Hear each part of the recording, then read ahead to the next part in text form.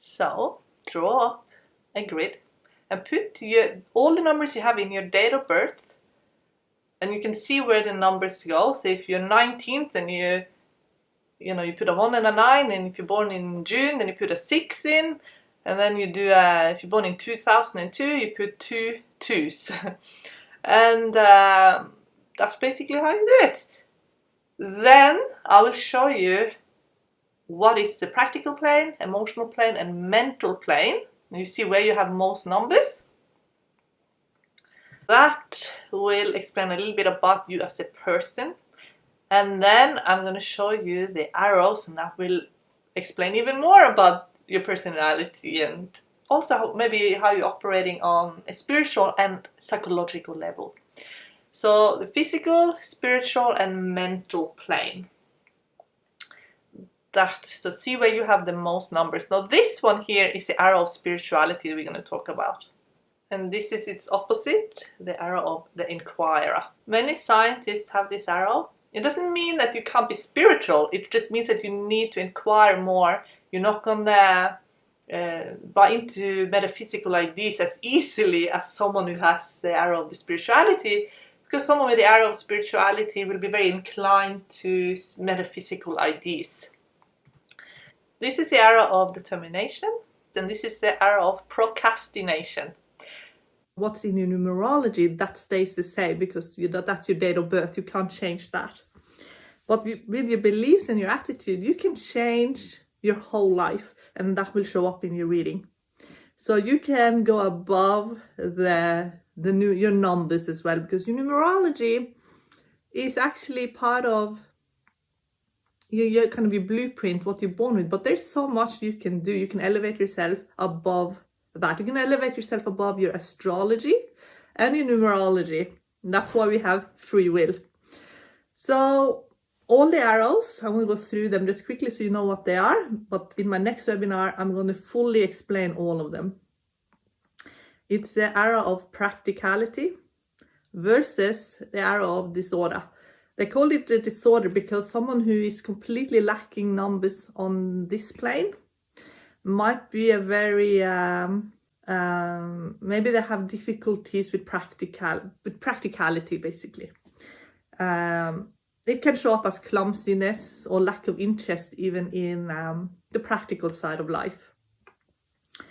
But people who have the arrow of practicality are the doers. They are always doing something, and they like working with their hands as well.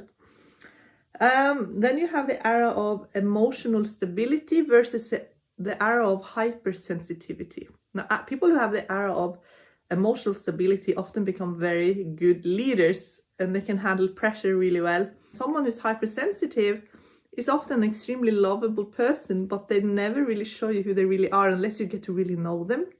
So they might give you some a facade that's not real. Like, you'd see the facade, but you don't get to see the real person. That's a real shame, because people with hypersensitivity usually are the sweetest people that exist. You know what I mean? So like their soul, they feel like their soul is exposed. So when you get close to them, you get to see that spark of divinity. It's very beautiful, but they often hide it. Then there's the arrow of intellect versus the arrow of poor memory. So when someone has an arrow of poor memory, it means that they might have to work a little bit harder to fully get use of their intellect. Does not mean that they have low IQ. They can have very high IQ, but maybe they don't remember as well what someone who has the arrow of the intellect. The arrow of the intellect might be a lot easier for people to they often have very good memory, and maybe they also enjoy mental tasks as well. Maybe they escape in their heads as well. Then there's the arrow of high activity versus the arrow of passivity.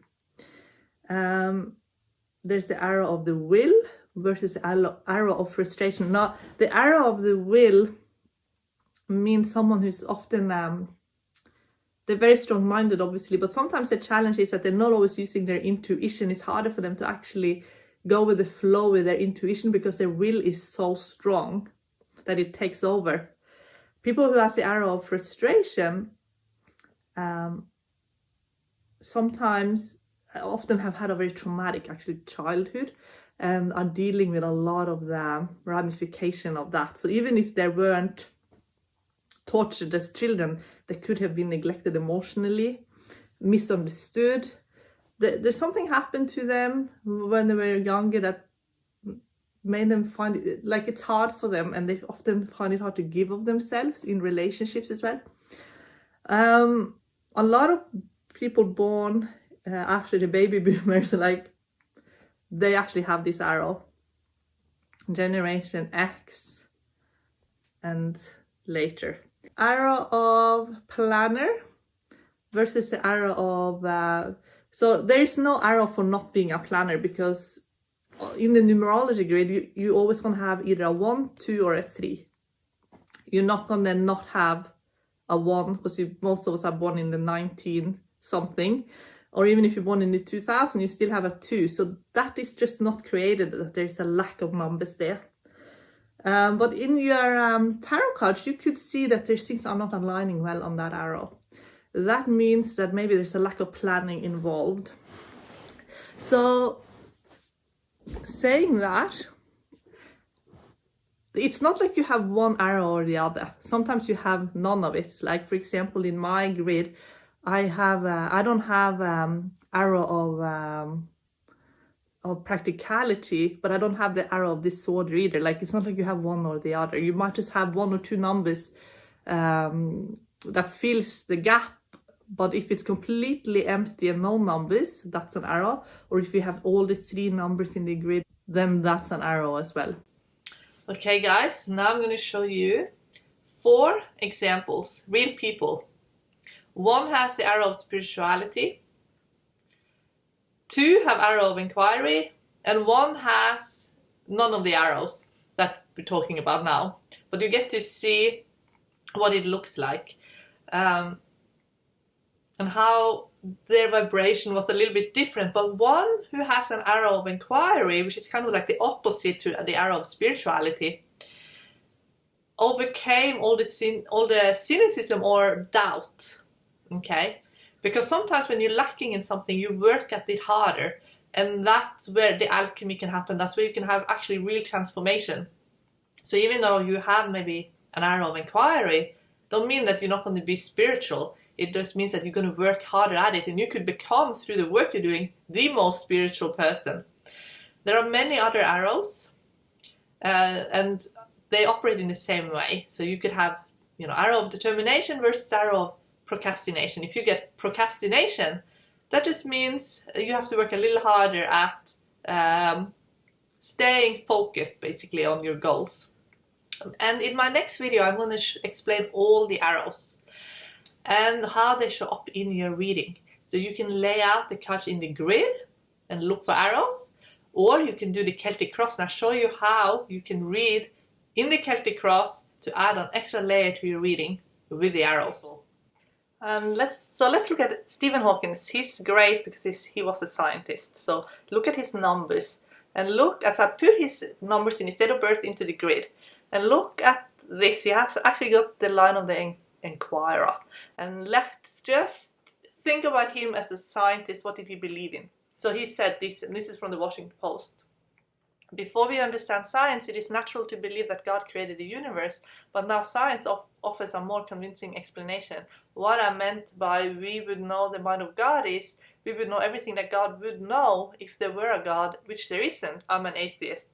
Now that is not uncommon to see in people who have the line of the inquirer, that they find the concept of God very difficult to understand.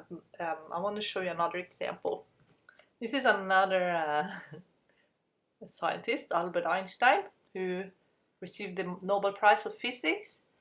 He has 2 arrows here. And his arrow of practicality, an arrow of the high activity. So you see where it looks like 11, he has 2 number 1s, 4 and 7. That's the practical planes. It's an arrow of practicality. 7, 8 and 9 is arrow of high activity. But as you can see where there was the arrow of inquirer, he actually has 2 numbers there. So he also was a philosopher. And he's famous for some of his quotes. He said things like, insanity, doing the same thing over and over and expecting different results, you know. He said, life is like riding a bicycle. To keep your balance, you must keep moving. Imagination is everything. It's a preview of life's coming attractions. Now, that's quite a metaphysical thing to say. So he was quite open-minded of more metaphysical ideas as well. He was a philosopher as well. So now I'm going to show you another example. And this is the 14th Dalai Lama, our current Dalai Lama, born 6th of July 1935. And as you can see, he has an aura of spirituality. And he is a very, very special Dalai Lama. Now, I read some of the things that he said about himself. There's a book where he basically just answers questions to a Western journalist.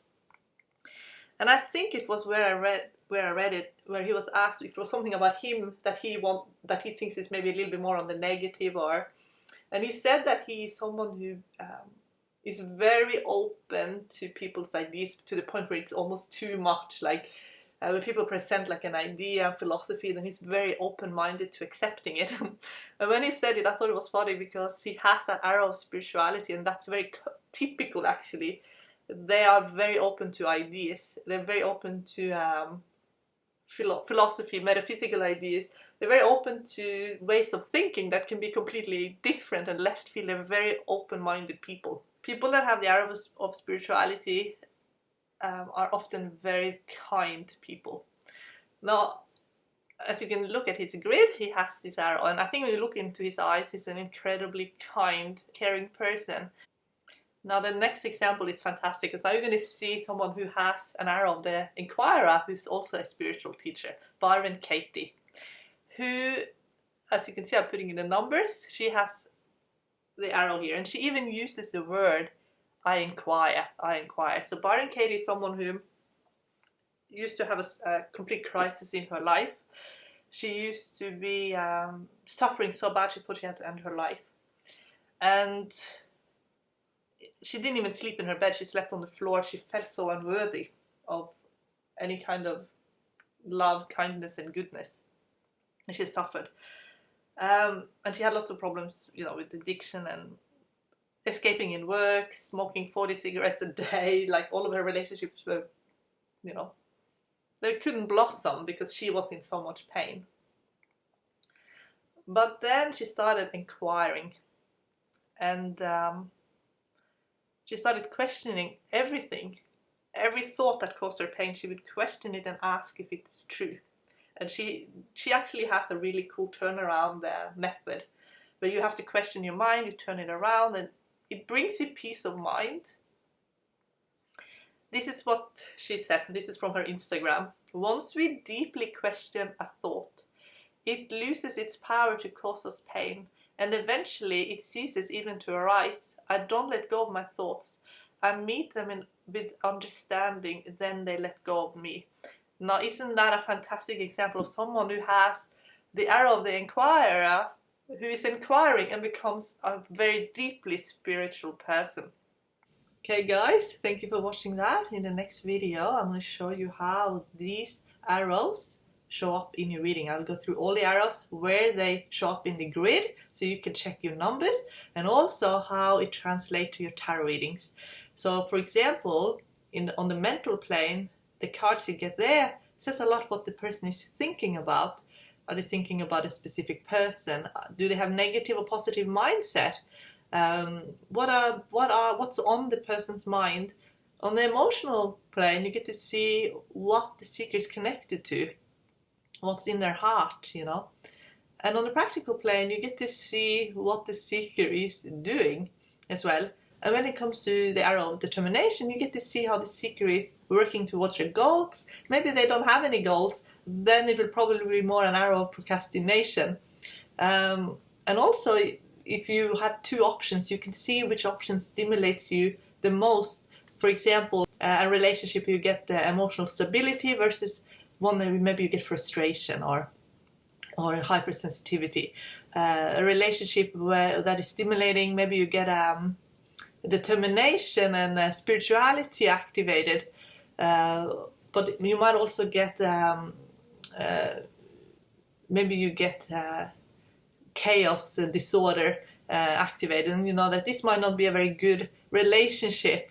And when it comes to, you know, your goals, your career, your dreams and aspirations, it will also show you how you're going to reach those goals. And if you have career opportunities, you get to see if this is a stepping stone to something else, or if this is going to be a sort of more of a dead end for you. It's not going to really lead to anywhere. It's not activating anything in your reading. It's not, you know, lighting you up. It's not connecting with you on any level. That will show up as well. So stay tuned, guys, to part 2. Bye!